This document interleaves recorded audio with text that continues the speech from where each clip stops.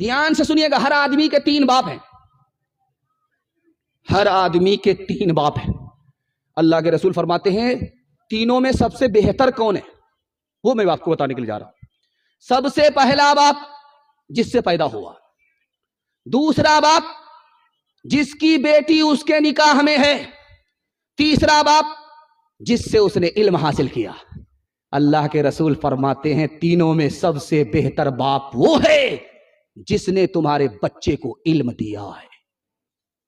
دوسرے نمونے کو دھیان سے سنیے گا، 3 آدمی کے ساتھ کوئی بڑا نہیں ہو سکتا، 3 آدمی کے سامنے کوئی بھی بڑا نہیں ہو سکتا، چاہے وقت کا عالم ہو، چاہے وقت کا محدث ہو، چاہے وقت کا مفسر ہو، کوئی بھی ہو، 3 آدمی کے سامنے بڑا نہیں ہوتا۔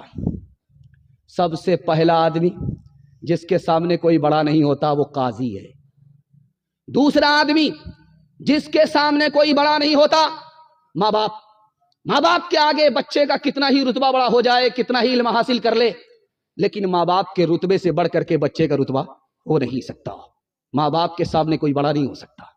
اور تیسرا استاذ کے سامنے کوئی بڑا نہیں ہو سکتا۔ بہت بڑا محدث ہے، مکتب کا استاذ ہے، لیکن اس مکتب کے استاذ کا جو رتبہ ہے وقت کے محدث کا نہیں ہے۔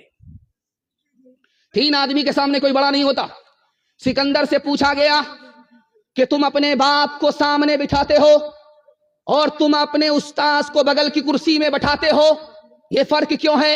اس نے ایک جملے میں جواب دیا کہ میرا باپ مجھ کو آسمان سے زمین پر لایا اور میرا استاد مجھ کو زمین سے آسمان پر لے کر کے گیا، اس لیے اپنے باپ کو برابر کی کرسی میں نہیں، اپنے استاذ کو برابر کی کرسی میں جگہ دے رہا ہوں۔